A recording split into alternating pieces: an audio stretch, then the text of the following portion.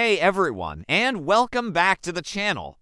Today, we diving nose first into the world of one of the most iconic flowers ever, the rose. We all know them, we all love them, but have you ever stopped to really think about what makes them so special? Especially that incredible scent. Let's talk fragrance, because let's be honest, that's a huge part of the appeal. When you think of a rose, you probably imagine that classic, sweet, floral smell. But did you know there are tons of different rose scents? Some smell like fruit, think apples, apricots, or even raspberries. Others have a spicy, clove-like fragrance, which is known as a myrcent. And then you have the tea-scented roses with a delicate aroma just like a freshly opened canister of tea leaves. So, which roses have the best scent? Well, that's subjective, but some champions are legendary for their perfume. Old garden roses, like the damask rose, are famous. The Gertrude Jekyll is another superstar, consistently winning awards for its powerful old rose fragrance. The Mr. Lincoln, a deep red hybrid tea, is another classic that'll fill your garden with that quintessential rose perfume. The key is often in the breeding. Many modern roses were bred for looks and disease resistance, sometimes at the expense of scent.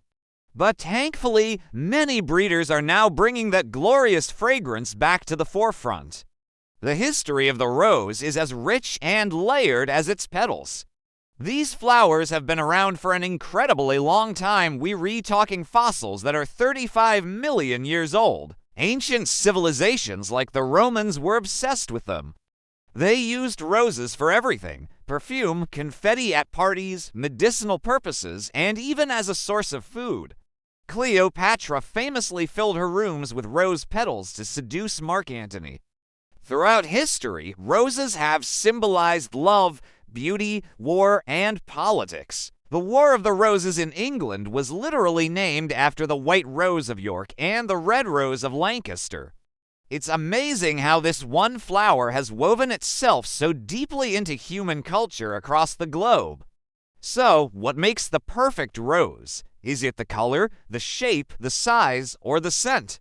The truth is, it's a combination of everything, and it really depends on what you're looking for. For a florist, a perfect rose might have a long, straight stem, a high-centered bud that opens beautifully, and a long vase life.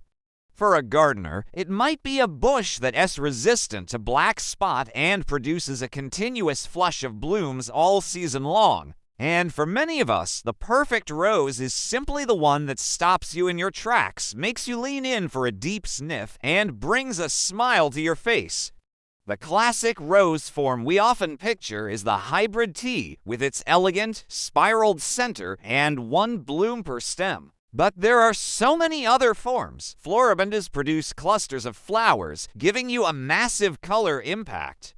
Grandifloras are a mix of the two, and let's not forget climbing roses that can cover an entire wall, or rambling roses that can grow up into trees. There's a rose for every single garden and every single preference. The texture of the petals, the richness of the color, whether it is a single petal variety or one with over 100 petals packed into one bloom, it all adds to its unique character. Ultimately, the perfect rose is the one that speaks to you. It's about that personal connection. Maybe it's a rose your grandmother used to grow, or one you received for a special occasion. That emotional link is what truly makes a flower perfect. What's your favorite type of rose? Is it all about the scent for you, or do you prioritize color and shape? Let me know down in the comments. I'd love to hear what you all think. Thanks so much for watching today. If you enjoyed this floral deep dive, don't forget to like and subscribe for more. See you in the next video.